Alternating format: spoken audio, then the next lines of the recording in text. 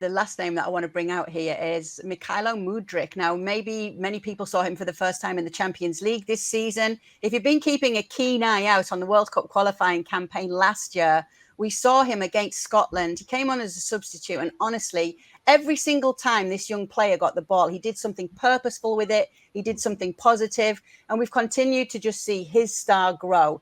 Arsenal are the team that are linked with him. Do you know much about him, Janusz? I do. I've watched him, obviously, from my part of the world, sort of, kind of. Yeah, but I didn't see him any more than Mark or anybody else that's listening and watching this. He's got talent. He's young. Arsenal are obviously investing in young players, and those young players are paying dividends. They're top of the league. They're real contender, Kay. Hello, because you always ask me. They are a real contender now to win the Premier League, you have to say. So I think in terms of projects, the profile of a player fits the club and vice versa. I don't know how much money they want to spend. I look at like Ficha Kvaratskhelia at Napoli. I'd like him a little bit more. But again, a young player that's still a little bit unproven, because I still don't think of Shakhtar as much as we like to watch them. And we certainly know that it hasn't been an easy year for them in general, for the country. I'd still like to see a little bit more from him. So there are other players that I would pick over him, but I can understand why at 21, why not take a chance?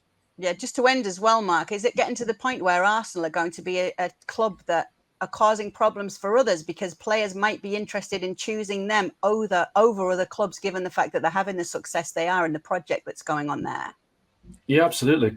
Big players want to play for big clubs that are winning things, and also playing in London is a massive draw. I mean, Chelsea have used that for 20 years to leverage their deals, and I think Arsenal are the same. Arsenal, arguably, don't upset anyone, but they're London's biggest club. They're traditionally the biggest club, biggest stadium almost. I think Tottenham's slightly bigger, but I think Arsenal are, when they are winning things, the big club in London. So what an appeal that is to players, and I think they could cause problems. I don't think they have the financial clout that a lot of clubs have. That the Man Uniteds, Man Cities, etc. But they're still a big club, and I think in terms of Mudryk, I spoke to somebody at Shakhtar yesterday, because I did a little bit of work with Shakhtar over the last few months. I saw Mudryk play.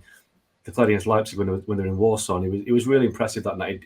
He almost got Shakhtar through at the knockout stage of the Champions League. But what Shakhtar told me is that, yes, they've rejected Arsenal's first offer, but Arsenal are the only club to make an offer, which I'm kind of surprised at, considering that he is one of the emerging talents in Europe. He's still young.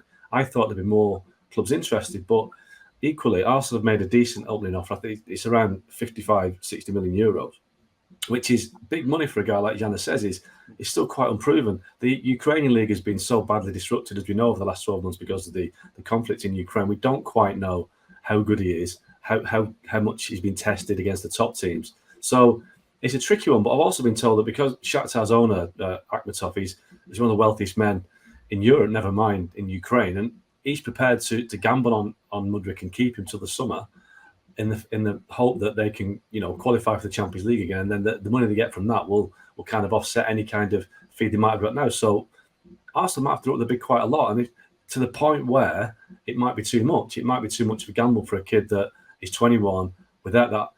He's probably got 2 years senior football behind him. It is a big gamble by Arsenal. So they have to decide whether they want to make a big impact signing now by signing him, or wait to the summer and risk missing out of him. It's a tough call, because how high do you go for a player that's got a lot to prove? Thank you very much for watching ESPN FC on YouTube. For more highlights, analysis and exclusive content, be sure to subscribe.